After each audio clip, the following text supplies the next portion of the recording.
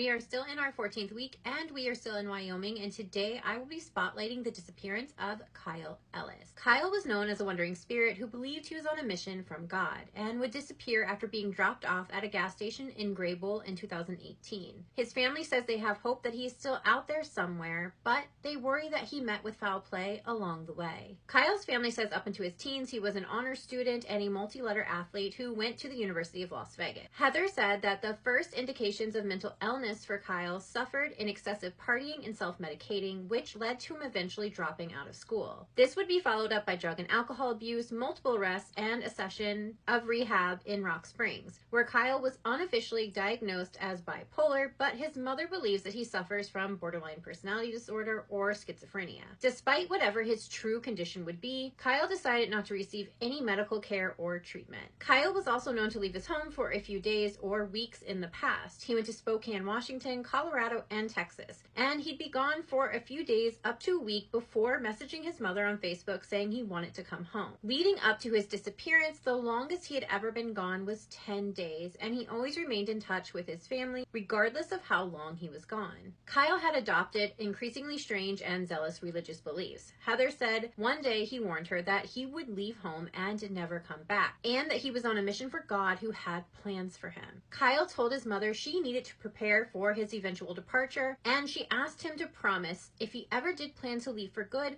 that he'd let someone know. Heather gave him 10 stamped envelopes with various families' addresses and names on them and asked him to please mail these out to someone in the event that you decide that you are not coming home. Those envelopes, his social security card, and his driver's license would be found in his room. Before Kyle went on his last trip, he had been living in Sheridan with his father. His parents are divorced and his father just had surgery, so it was nice to have Kyle home to help him around the house while he healed. Heather said that while he was there, it seemed like he was sober and doing well. Then suddenly, something happened and he was just gone again. On January 8th of 2018, Kyle walked up to the bar resort in Bighorn National Forest. The resort owners called the police because they were concerned about Kyle's safety as he had been sitting out in the cold. The police made contact with Kyle and reached out to his father, who spoke to Kyle and asked him if he'd like him to come pick him up. Kyle said he didn't want that. Instead, he hitched a ride with a woman who also told investigators that she did give him $20 for a meal. This woman said that she drove Kyle 2 hours to a gas station in Grable where she dropped him off. The investigators say, unfortunately, there is no surveillance footage from the gas station or any location around town to track where Kyle might have gone from there. Nobody is quite sure why Kyle wanted to go to Grable, but his mother Heather said that he had mentioned wanting to go there for some unknown reason, and Heather is pretty sure he didn't stay there long. Heather says her son is equally smart and charming with a huge heart, but he's not street smart, and she worries that there's a chance that he got into the wrong car with the wrong person. Heather hopes that his eventual plans were to make it to San Juan Islands off of the Washington coast, where his family used to frequent on vacation. She said it's Kyle's favorite place. Heather does have a friend on the island, and they know that there is a pretty large active homeless population, but so far, nobody has seen Kyle. There have been no credible tips, sightings, or remains identified as Kyle. Heather feels like her son just vanished, saying that even though he left on his own, the situation is much more complicated because her son was suffering from mental illness, which derailed his life over the last decade. Heather told the CowboyStateDaily.com in 2021, quote, "The only thing I know is that he hasn't been found or arrested. Those are the only two certainties I have."